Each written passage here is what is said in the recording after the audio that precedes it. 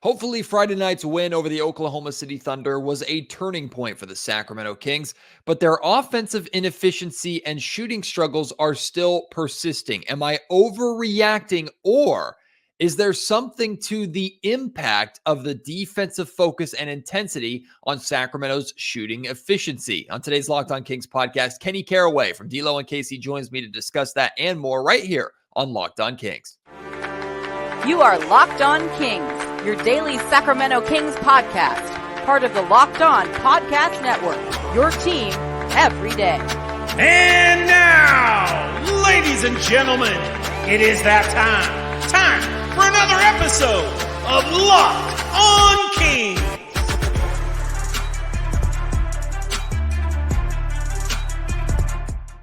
Hello and welcome into Locked On Kings, your podcast hub for Sacramento Kings coverage all season long. Today's episode is brought to you by Jase Medical. Empower yourself when you purchase a Jase case, providing you with a personal supply of 5 antibiotics that treat 50 plus infections. Get yours today at jasemedical.com. That's JASE medical.com. My name is Matt George. I have the privilege of being your host here. I'm a Sacramento sports anchor and reporter for ABC 10 News, and I seem to still largely be in the minority with concerns about Sacramento's shooting. A lot of people tend to believe, hey, law of averages, at some point, the Kings offense as a whole is going to improve. We've seen Kevin Huerter be working his way out of the shooting slump. Keegan Murray still struggling from three-point range, but on Friday night got himself going, at least scoring-wise, from within the three-point arc. So I understand people just wanting to rely on, at some point, Sacramento shots are just going to start falling because they can't be shooting this bad all season long, especially when they're leading the league in wide open looks. I understand that completely. I have been maybe a little too focused on or stubborn with the fact that since we've seen the Kings kind of pick up that defensive intensity, which is the start of the playoffs, their offense, in particular their three-point shooting, hasn't been what it is capable of being, and it hasn't been what the Sacramento Kings expect it to be, and I think need it to be if they want to truly be championship contenders. So you've heard me talk about that. You've heard me break it down. Enough of me going over it and going through it again and again and again. I thought, you know what, let's get Kenny Caraway in here, because Kenny coming into the season kind of felt the same way I did about, hey, you focus too much on defense. Maybe you lose a little too much on the offensive end. So I know he was in the same similar line of thinking of mine, at least coming into the season. But Kenny definitely was not afraid to push back against my concerns with the same kind of law of averages argument and just what he's seen. So this turned out to be a really, really good conversation. So please enjoy this breakdown of the Kings shooting struggles with ESPN 1320's Kenny Caraway. Kenny Caraway, the KC and D-Lo and KC, joins me back here on the Locked On Kings podcast. And Kenny, we talked about this at length yesterday on D-Lo and KC. We're bringing the conversation over here to the Locked On Kings podcast. Now, full transparency, we're recording this on Friday morning before the Kings and the Thunder play. So I might be doing everybody a favor by talking about the shooting issues and projecting the shooting issues to continue to when this episode drops on Saturday. It means the Kings are going to shoot lights out tonight against OKC. So I'm really doing this for all of y'all. But help me talk me down this or talk me off this cliff of concern that I have for Sacramento's shooting woes to start this season, and especially the three-point shooting. And I'm feeling like the focus and emphasis on the defensive end of the floor is ultimately affecting the Kings and their ability to score at the level that we expect from last season's offense. So help talk me off this cliff a little bit, because I feel like a lot of people are looking at me and going, Matt, like you're overreacting to this. I'm just saying what I'm seeing.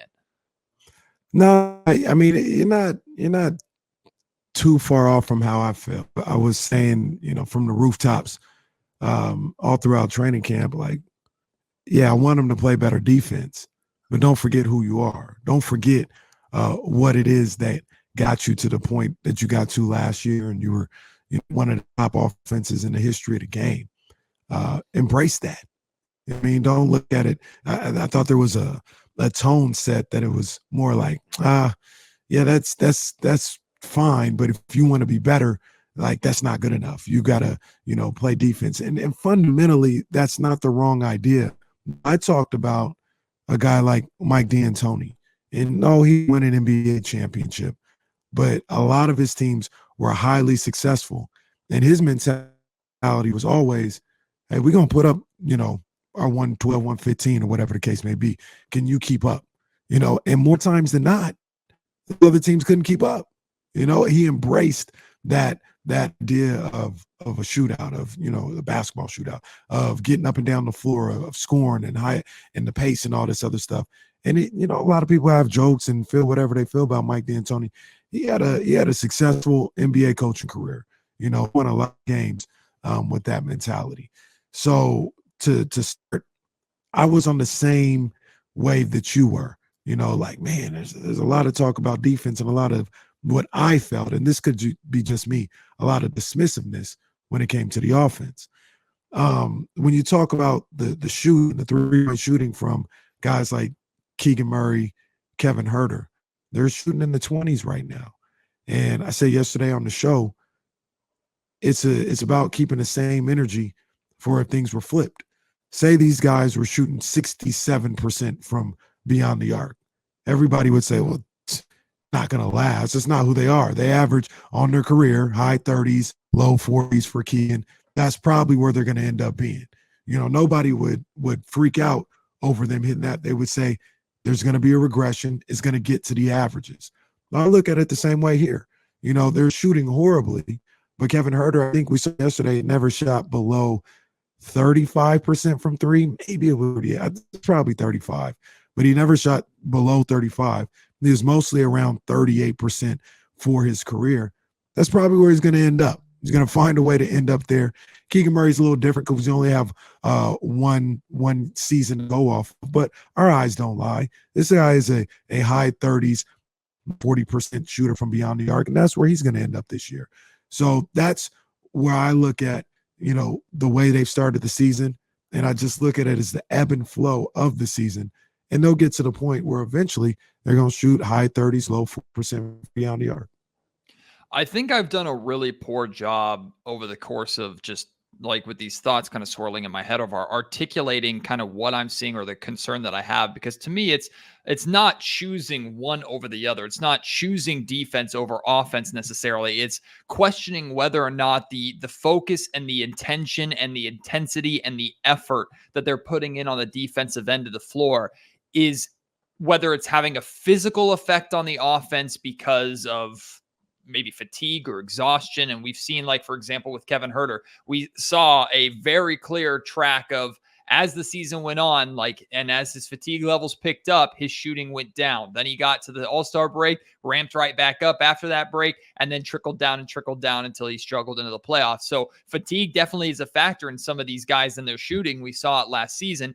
It might be a physical impact. It could also be a mental impact of this team is thinking so much and focus so much on, hey, don't miss your assignment, communicate, play the physical style of defense that we want, fight over screens, all the things that Mike Brown and this coaching staff are trying to get them to become natural, that they're not reacting or thinking or focusing or doing the things on the offensive end of the floor that made them so effective in the first place. So my concern is not, hey, the Kings have to choose their great offense and bad defense or better defense and the offense is worse. It's not like a one or the other thing. It's they're focusing so much on this defensive end of the floor right now that it's affecting what they do the best and affecting who they are. And Mike said during preseason, he's okay with a little bit of offensive drop-off in order to improve the defense. I agree with that completely. I don't think this team has to score 120 points per game to get to where they want to get.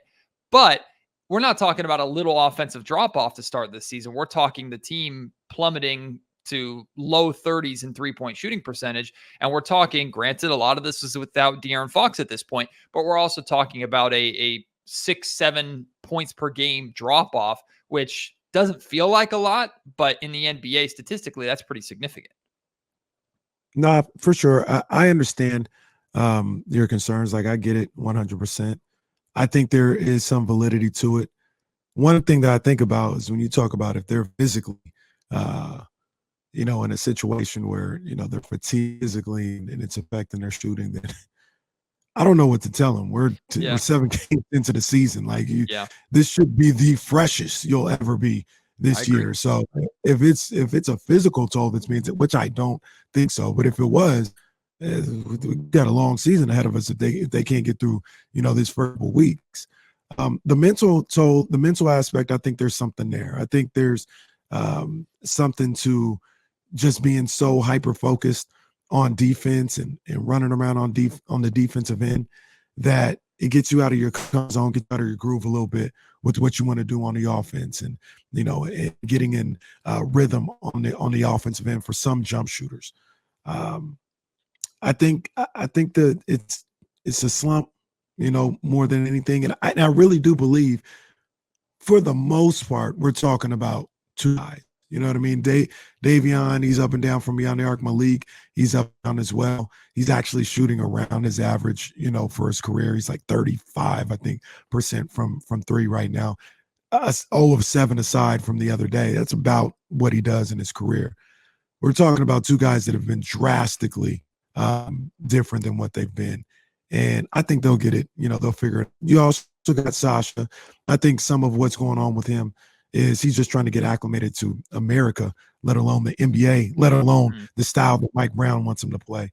I think he'll get his legs under him as well, and he'll start to shoot the ball a little bit better as well. And you guys like Duarte, who, to be fair, to be honest, hasn't hit a big three-pointer yet, it feels like, this season. Every opportunity he gets, it's been off the mark. Maybe it's a situation where he's trying to come back from an injury-plagued season last year, get used to a new system and teammate and things of that nature. And he's just trying to find his legs as well. So maybe a little bit of a cop-out. I understand everything that you're saying and your concerns. It may be a cop-out for me to say, it's just a slump and, they're trying to get used to some things out there. But I really do think that's what's going on with this team, because we had a discussion on the show and everything about the wide open looks. And I know James Ham talks about the looks are a little different, a little further back. There's still a lot of really good looks, a lot of really good catch and shoot, you're open, knock it down type shots that they're just not making.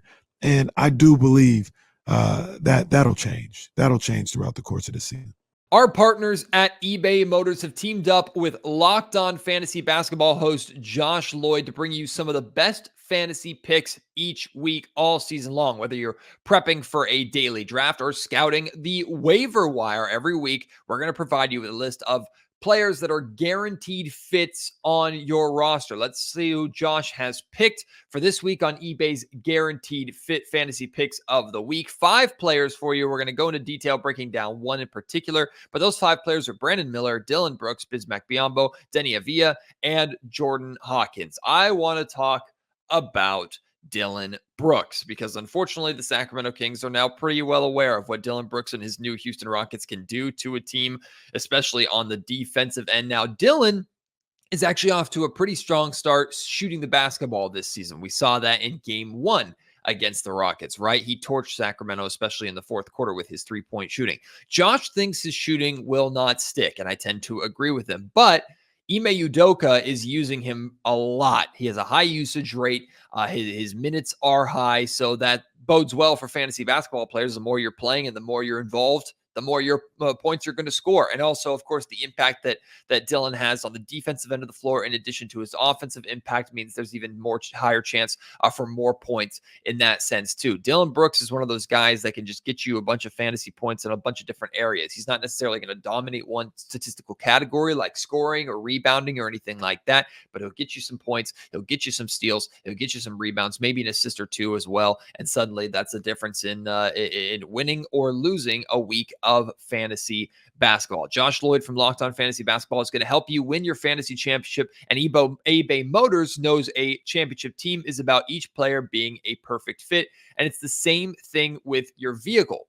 With over 122 million parts for your number one ride or die, you can make sure that your ride stays running smoothly. You can get brake kits, LED headlights, roof racks, bumpers, whatever your baby needs, eBay Motors has it. And with eBay Guaranteed Fit, it's guaranteed to fit your ride the first time, every time, or your money back. Plus, at these prices, you're burning rubber, not burning cash. We all know how expensive it can be to repair your car. It also can be pretty expensive just to get the accessories to help make your car look a little bit better, right? I got some accessories for my car off of eBay Motors, and I got them for significantly cheaper than whether I was going to the dealership or even going onto other online retailers. eBay Motors had the best prices by far. Keep your ride or die alive and styling at ebaymotors.com. eBay guaranteed fit, only available to U.S. customers, eligible items only, exclusions apply. I don't think it's a cop-out at all. In fact, I think, like, again, the numbers reflect that the averages are averages for a reason. So, what I think you're saying is not a cop-out by any means. I think it's also kind of how the Sacramento Kings feel, and Mike Brown has said as much. Like, I have faith that we're going to work our way through this. I have faith that our guys are going to be able to shoot their way through this because they're just so talented on that end of the floor. I'm just concerned about how long this lasts, and I'm concerned, really, Kenny, and I'm probably reading too much into this because there was an offseason gap in between this, the shooting struggles that Sacramento faced in the playoffs. I'm concerned about that carrying over to another playoff series or two, because granted, they went toe-to-toe with the Warriors, and both those teams entered that playoff series as the top two offenses in the league, and neither of them really looked like it at any point during that series. I think that's because just of the matchup and what they did to each other. So maybe the Kings face, I don't know, the Lakers or any other team. Offensively, they're going to be better simply because they're not matched up against the Warriors.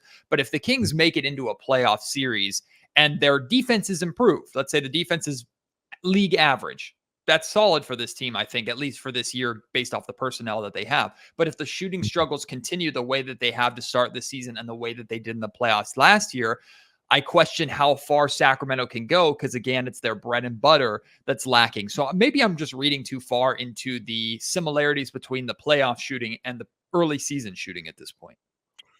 No, like I said, I understand exactly what you're saying, and I think it's tough for me to say this because I coach youth basketball, and those kids will tell you, Coach Kenny's always talking about defense and help and all this other stuff and positioning and all this other stuff. Mike Brown and everybody else is 100% correct. They've got to play better defense. Defense is what's going to get them to an entirely different level.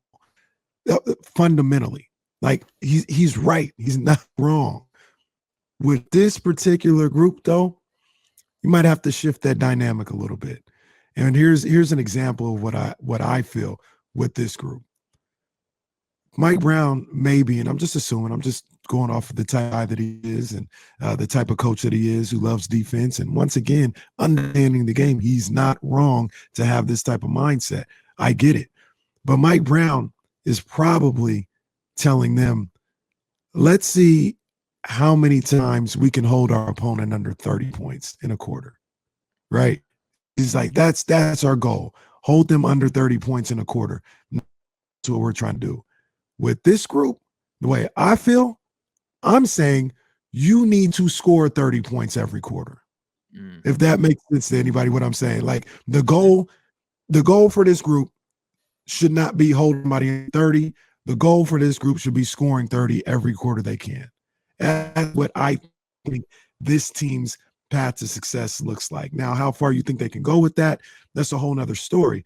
But I think that's the best way that they play. That's the most dangerous they can be when their mentality is, we're going to go out and score 30 a quarter, as opposed to trying to keep somebody else from scoring 30 a quarter. Like I said, it defies everything we're ever taught about basketball and what we preach about basketball. I get it. I know.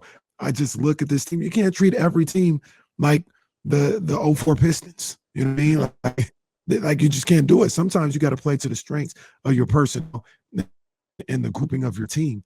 And I think that's the mentality. The other thing about that, Matt, as well, is I think if you have that mentality, if you say, hey, we're going to go out there and we're going to try and score 30 a quarter, there's a level of trust that I think needs to be had with this particular group and the competitive nature of this particular group. And what I mean by that is, were they a great team defensively last year? Absolutely not. But we all have the stats about the way they defended in the fourth quarter, because they're competitors, because they want to win. And it's not like they just didn't care in the first three quarters, but when it got to winning time, It was time to lock up. We're going to compete. We're going to do what we have to do. We saw that in the playoffs. They didn't lose in the playoffs because they didn't play defense. They were too physical on the defensive end for the Golden State Warriors. You know what I mean? They had to cry to the referee or to the league's office about how they were playing. That's just the competitive nature of these guys. And I think that more trust has to be given to the competitive nature of them and say, like, they're not, when it gets down to winning time, they're going to show up for me defensively. So I can trust that. And I can emphasize, hey, let's go out there and try and 30 points a quarter. I said a lot. I hope it all made sense. It kind of was jumbled, but like, yeah, I think that should be the mentality of this group. I'm going to go back to my optimistic roots here because it's more fun and I miss it. But talking about Keegan Murray specifically, like Keegan is going through it, right? He's not just ice cold, he's frozen right now. I mean, he's just working his way through a period of time where what I appreciate about him is that he's not stopping chucking up shots. And actually, chucking up shots isn't even the right word because in like the Blazers game, for example, only 6 of his, I think, 17 shots were actually from beyond the 3-point arc. So he was trying to get to the basket. He was trying to get to mid-range. He's just trying to score wherever he can. And he was also doing other things like rebounding and defense and things like that to help impact the game, even with his shot not falling. But one of the things that I've liked that Keegan is facing through this slump that he's in while De'Aaron Fox is out is a lot of defenses are throwing some of their best at him. They're like, you're not going to beat us. This is a guy that we think could torch us with Fox being out. The Warriors treated him like he was option 1A when they faced, when they played each other in Golden State after De'Aaron Fox got hurt. So, I mean, how do we look at, we should probably look at that as like, this is a good kind of feet to the fire growing opportunity for Keegan. If he wants to be kind of that go-to scorer that the Kings are hopeful that he can be on a playoff stage, at times teams are going to throw their best defender at him and he has to learn how to still get his points over the top of them. Yeah, absolutely, man. It's an opportunity for him to test his skills, test where he's at right now as a basketball player and get that experience of being the focal point of a defense, an opposing defense.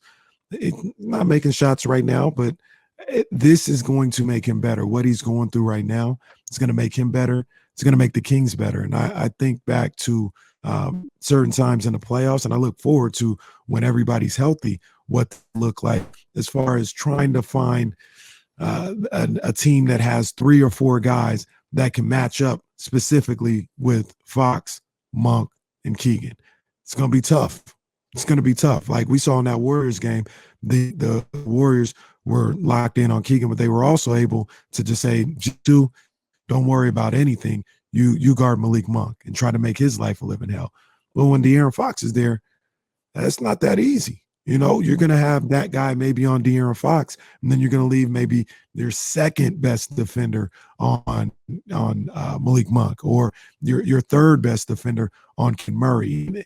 It's going to create so many different problems. And I think we saw that a little bit in the first 3 games of the season with Fox there. Now, Fox did a great job of just taking over himself because he is that talented. He is that elite. But look at the points in those games, you know, and it wasn't like they were lighting things up on fire from beyond the arc, but 130, 122, 132. I mean, they have a certain level of firepower with everybody in the lineup that even if they're not just on fire from beyond the arc, still going to get these points up just because you don't have enough good defensive players on the other side to match up with everybody. So to your original point with Keegan, when Fox gets back, and even maybe before he gets back, maybe he's already figured some things out. He's going to look at this situation like, oh, you got just throwing out a play. You got Clay guard me at this point in his career. We all know Clay used to, the top flight defender, but you got a guy like Clay that can't move, or you got D'Angelo Russell guarding me because he can't guard De'Aaron Fox. Like, I'm going to eat. I'm going to get wide open looks, and it's just going to make his job that much easier. So I would say for him, look to take a page out of Kevin Huerter's book. Kevin Huerter's shot wasn't falling, but he continued to be aggressive, and he found other ways to be effective out there on the floor. And he's working himself out of the slump that he was in. So that would be my advice to Keegan is look at what Kevin did, because Kevin's been playing his ass off. And not to say that Keegan isn't, but if you put in that effort and that work, you'll get yourself out of it. No doubt about it. Today's episode of the Locked On Kings podcast is brought to you by Jase Medical. We spend a lot of time talking together, you and I. We get fired up after wins or losses. We break down who's starting and who is sitting. I'm thankful for the connection that we have. And today I want our chat to be a little more personal. I just learned that you can get a 1-year supply on ED medications. You realize what that means? Bring on extended travel, bring on the next natural disaster or supply chain issue. You are covered, my friend. You don't have to worry about whether or not you can refill your generics for Cialis, Viagra, or whatever. And this is it's possible because of our friends at Jase Medical. Go online right now at jasemedical.com to receive your 12-month supply on your daily medication. Remember to use promo code LOCKEDON at checkout for a discount as well. A verified customer had this to say about Jase: I am thankful for this service. Supply chain issues caused me to cut pills in half to have it. I ordered most of my daily meds with a year's supply. I also ordered an antibiotic kit. I feel secure now. Prices are lower than local pharmacies. I highly recommend this for everyone. If you or someone you love would get some or could get some peace of mind by having a year's supply of any of your daily medication, go to jasemedical.com to see if it's offered for you. Remember to use promo code LOCKEDON for $20 off your purchase. I hope this question makes sense because I'm trying to piece it together in my head. Do you think teams look at and fear De'Aaron Fox the same way that I think like we and Kings fans look at and fear Steph Curry, or with the Oklahoma City Thunder look at and fear Shai Gilgeous-Alexander? Because it's easy when he's on your team. We know Fox is good. Like, we know Fox is a baller. We know Fox can get his whenever he wants, and we're desperate to see him get back and get well soon and be back to 100%, of course, so the Kings can get back to doing what they do best. But like, when the Sacramento Kings play the Golden State Warriors and Steph Curry touches the ball, it's like the expectation is he's going to make that shot and he's going to break the Kings' hearts. I don't know if Fox has reached heartbreaker status yet after just 1 year of being the clutch player of the year, but do you think 29 other teams around the league look at FIVE and go, we're in trouble? He's getting there. Like you said, I don't think he's on Steph level just yet, but he's getting there. When you mentioned this, the first thing that came to my mind was if we love the call from, our Sacramento guy, Mark Jones and the G-Man and Drapes when he's on the call. We love the call from them, but sometimes, I like to take a look at the opposing announcers and hear what they have to say. And I think back to that shot in Chicago. You might have heard the Chicago broadcast of it, but the I'm effing nice shot, Stacey King, the commentator there, Fox is dribbling the ball up and he's dribbling it down or whatever. And he's like, hey, go get somebody at him. Go get somebody at him. And he shoots it and makes it. And he said, I told you, this is what he does. This is what he does. I told you. And I was like, oh, they starting to take notice. They starting to see, like, yeah, in the league, they're looking at Fox like he's that guy. You got to find a way to stop FIVE. And it's almost getting to the point where it's like, you're not going to stop him. Like he is who he is. You're not going to stop him. You just got to try to make his life hard. And to answer your question, I think it's probably more on the SGA level. It's not Steph yet. I don't even think it's Dame, in a Dame time situation, but it's getting up there. And especially with the way he's performed so far this year when he was playing the Warriors game, having 22 points in the fourth quarter and almost bringing the Kings back in that one. And then the way he played in that Lakers game and torching them. So he's getting there. He's getting there for sure. Finally, Kenny, one area where we're very, very similar is our approach to Harrison Barnes. I like both of us were happy to see the Kings bring him back. We thought that bringing him back was not a bad thing. We understood and discussed the idea of improving that position and finding somebody else, but ultimately the Kings brought him back on the money they brought him back for, and we thought it was a good idea. We know what Harrison brings to the team. We know what Harrison brings to the locker room. We know how great of a teammate in person Harrison Barnes is, and we hate being critical of him, but he makes it impossible at times not to be critical.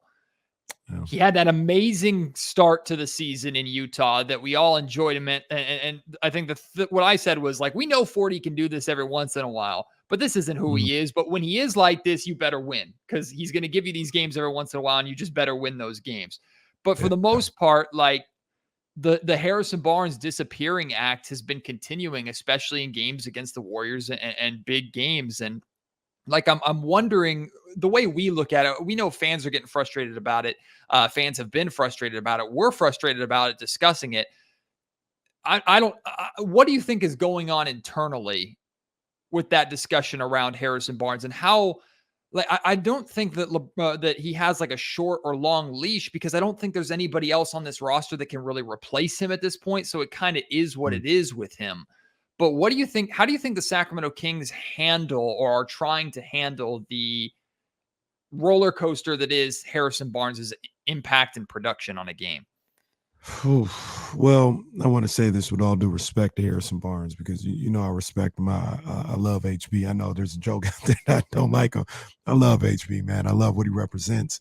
I love the teammate he seems to be, and who is in that locker room. But it seems like he's just got carte blanche to just do whatever. You know, like he can. It feels like he cannot be productive, and they'll just continue to roll him out there. I think that's the wrong way to approach it. I, on a number of occasions, have said, you know, I'd give him the first half, see what he looks like in the first half. If he's engaged, if he's doing his thing, I'm going to encourage him to keep that going. If he's not, if it's, you know, one of those situations where he's played 12 minutes and he's got 2 points on 1 of 2 shooting and no rebounds and no assist, like he's not there. I'm on the side before they start the second half. Say, Harrison, you got 3 minutes to show me something. So you can just get on that little stationary bike and get on that Peloton for the rest of the game if you want to. Because we're not doing this. You got to show up. You got to show me something. And while they don't have the traditional guy that they can put in this position, I'd love to see Kobe Jones or Duarte get those minutes, get those opportunities.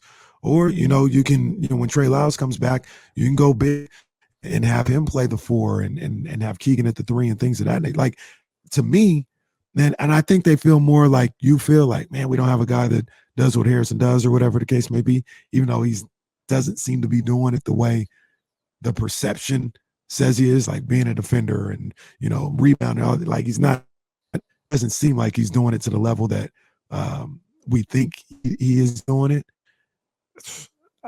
You can find another guy, you know, that'll go in there and work. Kobe Jones, yeah, he's about 3 or 4 inches shorter, but he'll work. He'll get in there and work. He'll scrap. Same with Duarte. He'll get physical. So yeah, I want HB to be consistent, and I want him to be in the game, and I want him to be a part of this team winning and moving forward. That's what I want first, because I like dude. And, you know, I want to see him be successful. I want to see the Kings be successful with Harrison Barnes. But I would have a little bit of a quicker hook for some of these games when it just ends up not being around whatsoever. And I don't know if the Kings feel that way. I don't know if Mike Brown and the staff feels that way, but I feel like they should. Well, I hope people are laughing at this podcast when it drops on Saturday, because HB had a great game. The Kings shot lights out against OKC. Keegan Murray got back on. Yeah, I hope everybody's laughing. I hope the reverse jinx that we're trying to pull off here worked, and that the Kings ball out tonight in OKC. Of course, check out D'Lo and KC on ESPN 1320, noon to 4 every single weekday. Kenny, I appreciate you taking the time even before hopping on the airwaves over there. Hopefully we don't wear your voice out, my man. I appreciate you, and we'll do it again soon. Anytime, big dog. Huge thank you to Kenny for joining me here on the Locked On Kings podcast. Maybe you feel better about the shooting struggles. Maybe you don't. Maybe you think they're worse than what they were. I have no idea. Let's discuss it. How are you feeling about the Kings shooting? I think most people are like, yeah, you know what? It is a struggle to start the season, but the Kings are coming out of it. And especially once De'Aaron Fox comes back, that's fine. I knew that Kenny and I, to some extent, were going to jinx Friday night's game, but it was a reverse jinx. It was a positive jinx. I'm happy to talk about Kings shooting struggles and things before games, only to have those struggles somewhat go away, or at least somewhat improve. The Kings looked excellent in their win over the Thunder on Friday. It was a big win for this group, and they're going to need to with or without De'Aaron Fox, and we're still waiting for an update on that. But they're going to need to step up big again with the Cleveland Cavaliers coming into town tomorrow on Monday before they take on the Los Angeles Lakers on Wednesday. Speaking of that game on Wednesday, that game is in Los Angeles, so obviously we're not going to the Golden One Center to watch it. So why not come to Sac Yard Community Tap House? And we are holding our first ever Locked On Kings watch party at Sac Yard, 7 o'clock tip, Kings versus Lakers. You don't have to RSVP. You don't have to bring anything or do anything. Just show up, watch the game with myself and your fellow Kings fans. You get 10% off your tab. Amazing beers, amazing wines, great drinks. They'll have a food truck out there and anything, plenty of TVs. A patio, fire pits if it gets a little bit chilly outside. There's plenty for us to enjoy, and hopefully a Kings win will be added to that list. So please join me at Sac Yard Community Tap House in Sacramento to watch the Kings and Lakers on Wednesday. I hope to see you there, and of course, hope to see you on my next episode of the Locked On Kings podcast after hopefully a Kings win over the Cleveland Cavaliers. That would be great to see, to get this team back above 500. So I hope to see you on that next episode. Until then, my name is Matt George. You have been listening to the Locked On Kings podcast, part of the Locked On Podcast Network.